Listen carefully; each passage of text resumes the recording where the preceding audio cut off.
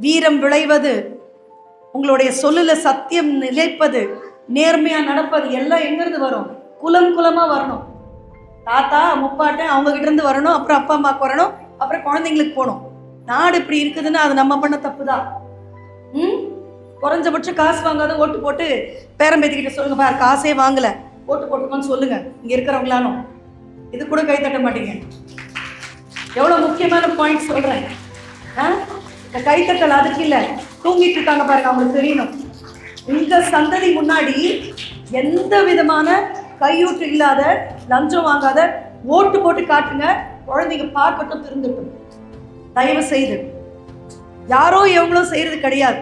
நம்மள மாதிரி வயசானவங்க இறங்கி வந்து நிறைய விஷயங்களை பேசாததுனாலதான் சமூகம் அப்படி சீர்கெட்டு கிடக்குது. அட்லீஸ்ட் வெளியில வர முடியலையா, வீட்டுல உங்க தெருவுல அட்லீஸ்ட் காசு வாங்காத ஓட்டு போடுறீங்களா? சத்தமே காணமே. காசு வாங்காத ஓட்டு போடுவீங்க அப்படின்னு நீங்க சொன்னீங்கன்னா போடுவோம். காசு வாங்காத ஓட்டு போடுவோம் சத்தமா சொல்லுங்க பார்க்கலாம். இன்னும் சத்தமா? அவ்வளவுதான். ஏன்னா நீங்க என்ன வாழ்ந்து காட்டுறீங்களோ அதுதான் உங்க குழந்தைக்கு முன்னாடி நிற்கும்.